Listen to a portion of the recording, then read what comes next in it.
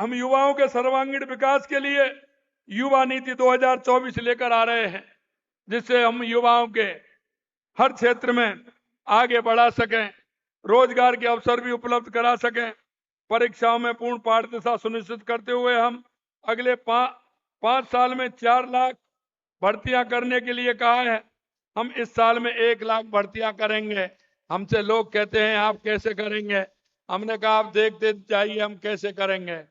अभी मैं आपसे कहना चाहता हूं, हमें पता है हमारा युवक सीकर में मेहनत करता है, कोचिंग करता है।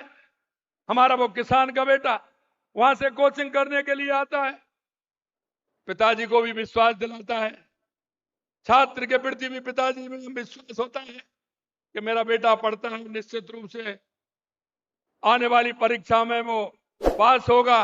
लेकिन आपने देखा होगा पिछले 5 साल के कार्यकाल में जो आपने देखा, उस पिता के भी आंखों में आंसू और मेरे युवाओं की आंखों में भी आंसू लगातार देखते थे।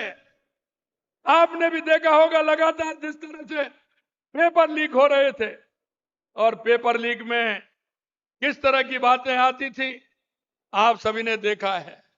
मैं आपसे कहना चाहता हूं, हमने जो आपके बीच में वायदा किया था, हमने चुनाव से पहले हम जनता के बीच में गए और हमने कहा था कि ये पेपर लीक जो हुआ है हम इसकी एसआईटी गठित करेंगे। हम किसी भी प्रकार से ऐसे लोगों को जिन्होंने युवाओं की आंखों में आंसू लाने का काम किया है, हम किसी भी कीमत पर नहीं बख्शेंगे। और आपने देख लिया 157 लोगों को गिरफ्तार किया है, 157 लोगों को।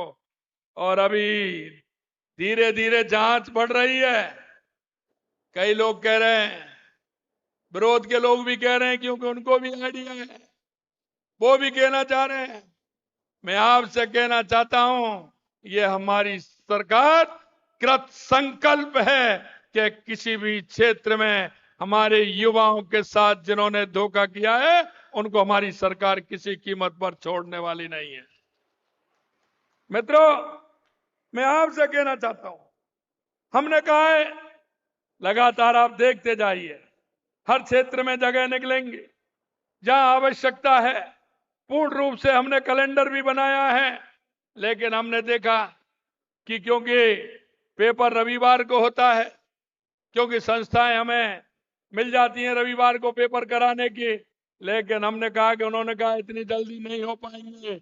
हमने कहा बीच में जो छुट्टियां होती हैं उसका भी कैलेंडर बनाइए, लगातार छुट्टियों में भी पेपर कराइए, जिससे कि हमारे युवाओं का जल्दी से जल्दी पेपर होकर के हम उनका परिणाम निकाल सके और उनको रोजगार दे सके।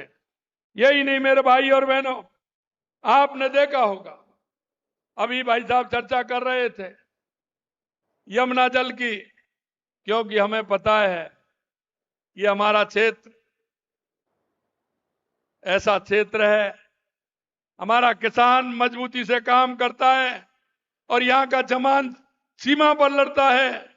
हमने कहा हमारी शेखावाटी का आते ही हमने देखा कि शेखावाटी में यमुना की बात तो करते हैं, लेकिन किसी के प्रयास कितने हुए?